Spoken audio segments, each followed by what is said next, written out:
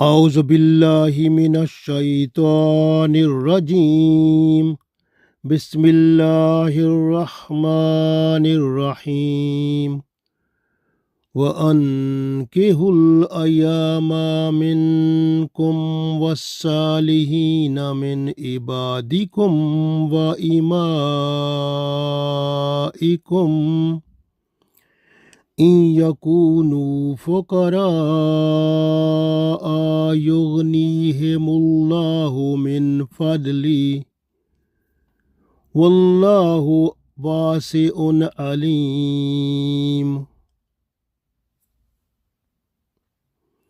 عزیز دوستو، السلام علیکم ورحمۃ اللہ وبرکاتہ۔ سورہ نور آیت نمبر 32 تلاوت کی ہے۔ اس آیت میں اللہ تعالیٰ نے ارشاد فرمایا کہ آپ اسلامی معاشرے کو پاکیزگی کی طرف گامزن کر دو۔ جو کنوارے ہیں، شادی شدہ نہیں ہیں، ان کے نکاح کرا دو۔ بیوہ جو ہیں ان کے بھی نکاح کرا دو۔ جو رنڈوا ہیں، بیوہ ہیں، ان کے بھی نکاح کرا دو۔ اور جو غلام اور لونڈیاں ہیں، نیک ہیں، ان کے بھی نکاح کرا دو۔ گویا معاشرے میں پاکیزگی کو پھیلا دو، یعنی جو نکاح کی قدرت رکھتا ہو اس پر نکاح واجب ہوتا ہے۔ تو جو نکاح ہے وہ ولی کے بغیر نہیں ہوتا، ولی عورت کا ہوتا ہے۔ اس لیے عورت اپنا نکاح خود نہیں کر سکتی، بلکہ ولی جو ہوتا ہے وہ ذمہ داری ہوتی ہے اس کی، تو ولی کے ذریعے عورت کا نکاح ہوتا ہے۔ تو یہ اللہ تعالیٰ کا حکم ولیوں کو ہے جو ولی ہیں۔ ارشاد باری تعالیٰ ہے وَأَنكِحُوا الْأَيَامَ، وَأَنكِحُوا اور نکاح کر دیا کرو۔ ایامہ کا مطلب ہے جو بے نکاح ہیں، منکم تم میں سے، یعنی تم میں سے جو بے نکاح ہیں ان کے نکاح کر دیا کرو۔ والصالحین اور جو نیک ہیں، من عبادکم غلاموں میں سے، جو آپ کے غلام ہیں ان میں سے جو نیک ہیں ان کے بھی نکاح کیا کرو۔ وَإِمَائِكُمْ اور جو لونڈیاں ہیں ان جو نیک ہیں ان کے بھی نکاح کرا دیا کرو۔ ان یکونو فقراء، ان یکونو اگر وہ ہوں گے، فقراء کا مطلب ہے غریب ہوں گے، تنگ دست ہوں گے، یغنیہم اللہ تو اللہ تعالیٰ میں انہیں غنی کر دے گا، مالا مال کر دے گا، من فضل ہی اپنے فضل سے۔ واللہ اور اللہ تعالیٰ واسع وسعت والا ہے، علیم علم والا ہے۔ تو گویا اس آیت میں اللہ تعالیٰ نے ارشاد فرمایا وَأَنكِحُوا الْأَيَامَ مِنكُمْ وَالصَّالِحِينَ مِنْ عِبَادِكُمْ وَإِمَائِكُمْ إِنْ يَكُونُوا فُقَرَاءَ يُغْنِيهِمُ اللَّهُ مِنْ فَضْلِهِ وَاللَّهُ عَزِيزٌ وَاللَّهُ وَاسِعٌ عَلِيمٌ۔ تو اللہ تعالیٰ نے ارشاد فرمایا اور نکاح کر دیا کرو تم میں سے جو بے نکاح ہیں، یعنی جن کا نکاح نہیں ہوا ان کے نکاح کرا دیا کرو جو اکیلے ہیں، اور جو نیک ہیں غلاموں میں سے، لونڈیوں میں سے، ان کے بھی نکاح کر دیا کرو۔ اور اگر وہ تنگ دست ہوں گے تو اللہ تعالیٰ انہیں اپنے فضل سے غنی کر دے گا، کیونکہ اللہ وسعت والا اور علم والا ہے۔ تو گویا ولی کو خطاب ہے کہ ولی نکاح کریں، اگر ممکن نہیں تو مسلم معاشرے کی مدد حاصل کریں، حکومت بھی مدد دیتی ہے، تو اس طرح نکاح کرائے جائیں۔ والدین کو حکم ہے کہ وہ اپنے بیٹے بیٹیوں کے نکاح کر دیا کریں۔ ولی باپ بھی ہوتا ہے، رشتہ دار بھی ہو سکتا ہے، ویلفیئر ادارے کا سربراہ بھی ہو سکتا ہے، حاکم وقت جو ہے وہ بھی ولی ہو سکتا ہے۔ تو عدالت میں نکاح ہو تو جج ولی ہوتا ہے۔ تو اس آیت سے معلوم ہوتا ہے کہ عورت خواہ کسی عمر کی ہو، اس کا ولی کے بغیر نکاح درست نہیں ہوتا۔ حضرت عائشہ رضی اللہ تعالیٰ عنہا فرماتی ہیں کوئی بھی عورت جو ولی کے بغیر نکاح کرے اس کا نکاح باطل ہے، اس کا نکاح باطل ہے، اس کا نکاح باطل ہے۔ تو یہ رسول اللہ صلی اللہ علیہ وسلم نے فرمایا، یہ حضرت عائشہ رضی اللہ تعالی عنہا نے اس کی روایت کی۔ ترمذی شریف میں یہ حدیث موجود ہے کہ ولی کی شرط ضروری ہوتی ہے، تو اس لیے عورت کا نکاح جو ہے وہ ولی کی موجودگی میں ہوگا۔ تو بے حیائی اور فحاشی سے پاک معاشرہ اس وقت ممکن ہے جب خواہ کوئی مرد ہو یا عورت ہو، وہ بغیر نکاح کے نہ رہے۔ تو ہر بالغ اور بالغ جو مرد ہے یا عورت ہے اس کا نکاح ہو جائے، ایسے تمام افراد کے نکاح کر دیے جائیں تو معاشرے میں پاکیزگی آ جاتی ہے۔ یعنی اس میں 3 باتیں ہیں جو بڑی اہم ہیں۔ پہلی بات کیا ہے؟ وَأَنكِحُوا الْأَيَامَ مِنكُمْ، یہ حکم پہلا ہے کہ آپ میں سے جو بے نکاح ہیں ان کے نکاح کرا دو۔ اب بے نکاح میں کون سے ہیں؟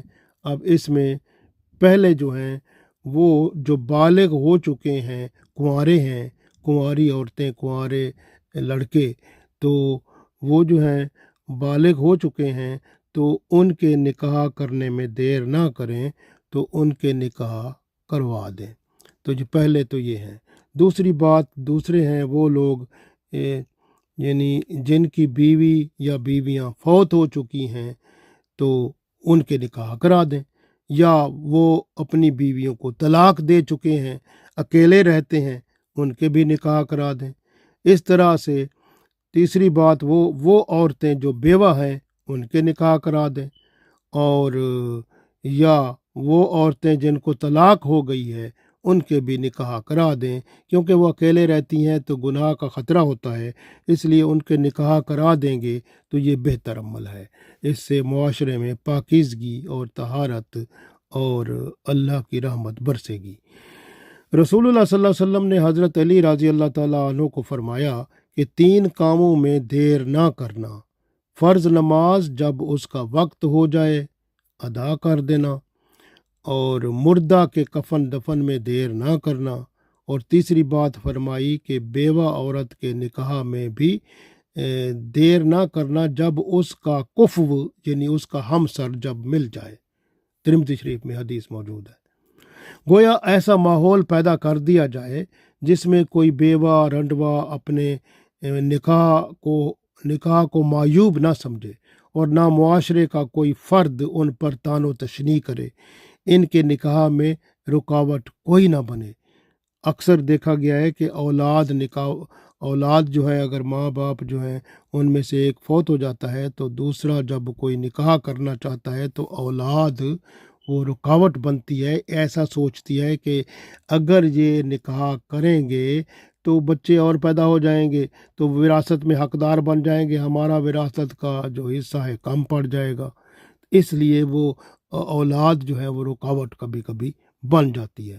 اور جب کہ یہ حکم الہی ہے تو حکم الہی کے مطابق نکاح کر لینا چاہیے تاکہ معاشرے میں بے حیائی اور فحاشی نہ رہے اور ہر شخص جو ہے پاکیزگی سے اپنی زندگی گزارے۔ اور کبھی کبھی لوگ جو ہیں وہ جھوٹی غیرت بناتے ہیں کہ بھئی ہم نکاح کوئی ہماری عمر ہے، اب ہم بوڑھے ہو گئے ہیں، لیکن وہ جو ہے نا بیچ میں گناہ بھی کرتے رہتے ہیں۔ تو اس لیے جو ہے نا اللہ نے یہ بالکل کھول کے بتا دیا ہے کہ حکم الہی جب آ جاتا ہے تو پھر آپ کو بات کرنے کی ضرورت نہیں ہے، تو آپ کو حکم ہو گیا کہ اگر بیوہ ہے رنڈوا ہے تو اس کو نکاح کرنا چاہیے تو کرنا چاہیے۔ تو اس طرح تیسری بات یہ ہے کہ وہ خاندانی منصوبہ بندی والے جو ہوتے ہیں، کم بچے خوشحال گھرانہ، کہ آپ نکاح نہ کریں تو ایسے رہیں، تو اس کا ان کا مقصد ہوتا ہے گناہ چلتے رہیں اور اس طرح سے بچے کم ہوں، بے حیائی فحاشی جو ہے وہ چلتی رہے۔ یہ ہمارا قانون نہیں ہے، خاندانی منصوبہ بندی اسلام میں نہیں ہے، یہ کافروں کا ہے طریقہ کار، تو اس لیے اس کا اسلام سے کوئی تعلق ہے نہیں۔ تو اب اگر آپ غور کریں تو بے حیائی اور فحاشی جو ہے اور حرام کاموں میں معاشرے میں آسانی نظر آتی ہے، حلال کاموں میں یعنی نکاح کرنا ذرا مشکل نظر آتا ہے۔ کیونکہ جو ہے نا اصل میں ایمان اور اسلام اور حکم الہی اور سنت رسول اللہ صلی اللہ علیہ وسلم کی پاسداری کرنا مشکل بن جاتا ہے۔ ہمیں چاہیے کہ ایسا ماحول پیدا کریں کہ ہر ولی اپنی بیٹی بہن کا نکاح خوشی سے کر کے سکون اور اطمینان پائے، اور نکاح کی جو رکاوٹیں ہیں وہ دور کر دی جائیں، اور معاشرے میں ایسا ماحول پیدا کیا جائے کہ وہ جوڑ کے رشتے جو ہیں وہ جہاں تک ممکن ہو ملتے جائیں اور نکاح ہوتا جائے۔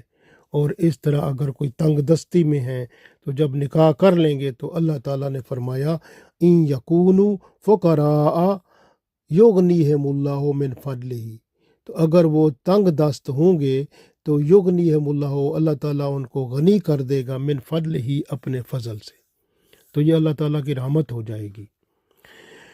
اس لیے حکومت اور مخیر حضرات بھی اس میں حصہ لے سکتے ہیں کہ معاشرے میں نکاح کرانے میں، تاکہ جو ہے معاشرے میں پاکیزگی پروان چڑھے، اور اللہ تعالیٰ کے ہاں ان لوگوں کو جو خدمت کریں گے وہ اللہ کے ہاں اجر عظیم پائیں۔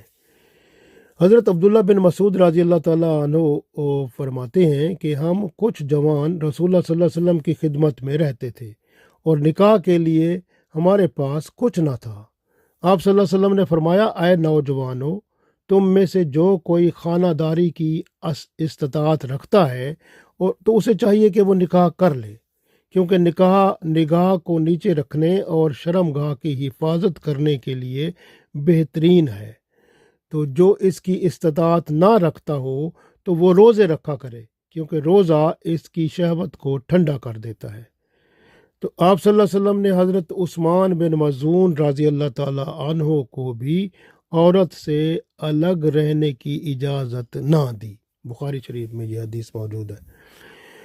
تو جو اس میں اللہ تعالیٰ نے بتا دیا کہ جو محتاج ہوگا نکاح کرے گا تو اللہ تعالیٰ کے فضل و کرم سے وہ نکاح کے بعد مالدار اور غنی ہو جائے گا، کیونکہ اللہ تعالیٰ نے خود ہی فرمایا ان یکونوا فقراء، کہ اگر کوئی تنگ دست ہوں گے یغنیہم اللہ، اللہ ان کو غنی کر دے گا، من فضلہ اپنے فضل سے، واللہ واسع علیم، اور اللہ ہے ہی وسعت والا اور علم والا ہے، تو اللہ اس کو غنی کر دے گا۔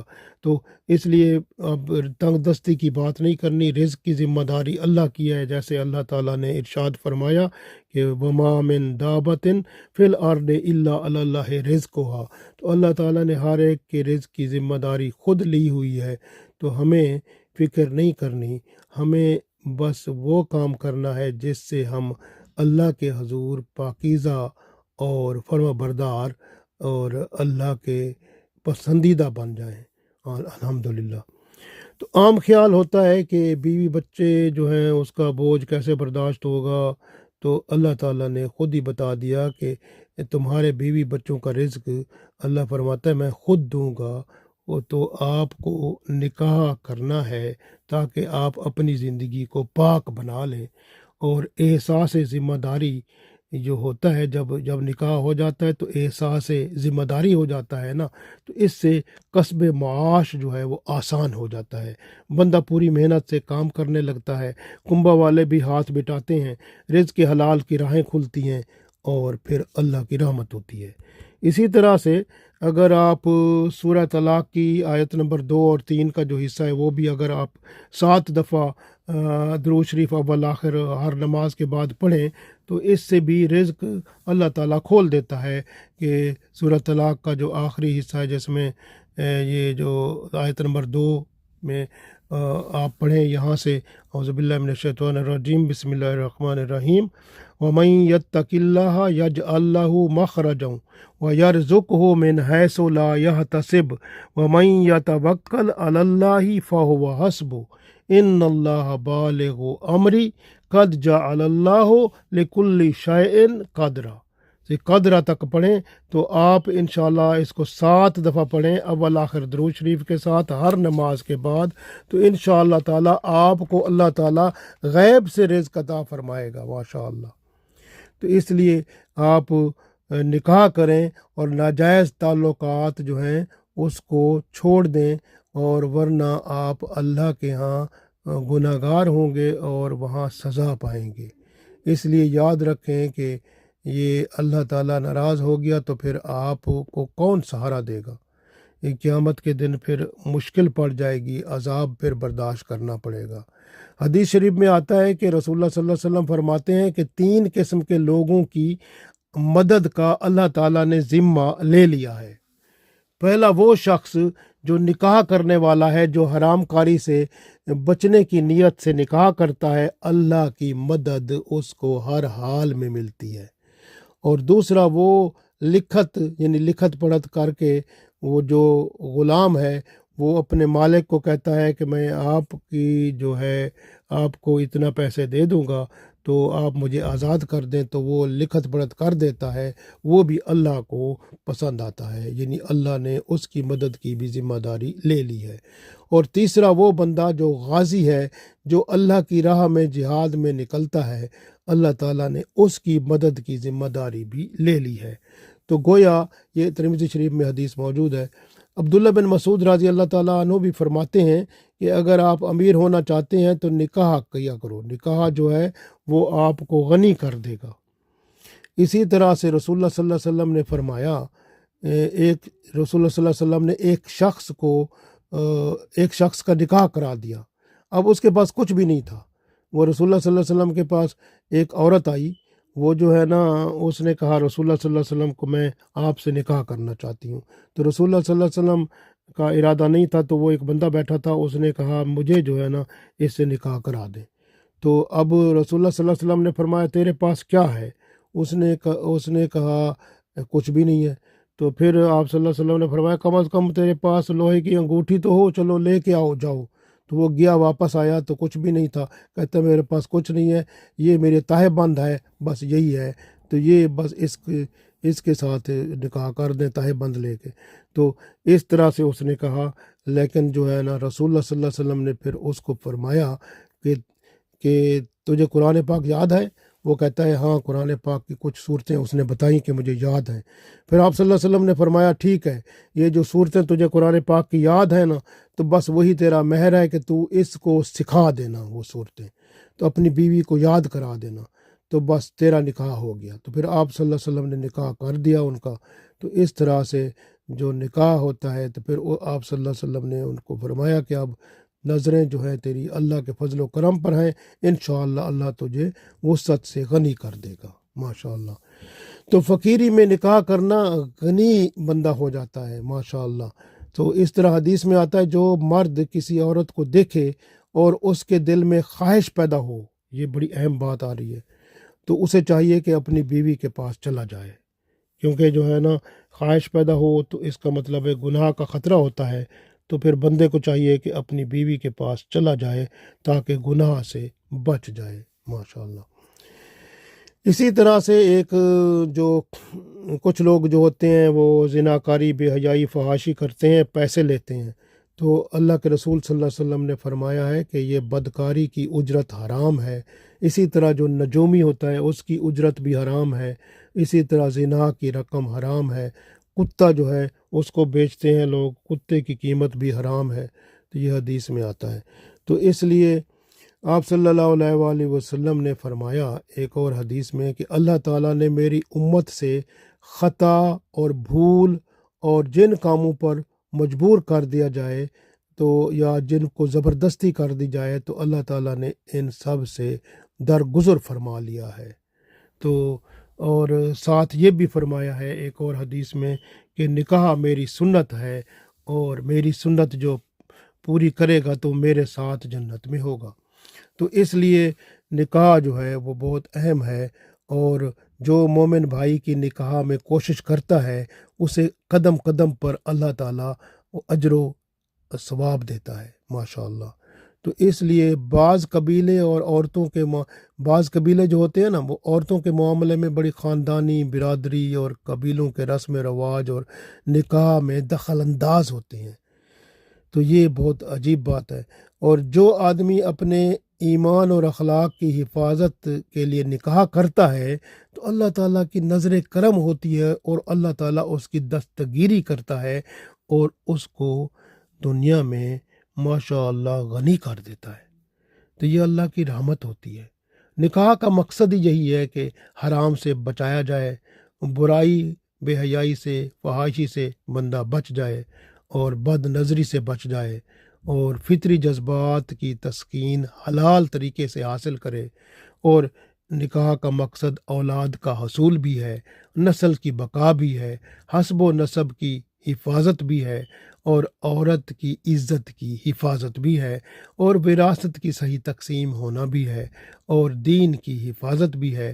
گویا یہ سب معاشرے میں پاکیزگی لانے کا اہم ذریعہ ہے، اور بندہ جو نکاح کرتا ہے وہ خود بھی پاک ہو جاتا ہے، اور وہ عورت جو نکاح کرتی ہے وہ بھی پاک ہو جاتے ہیں۔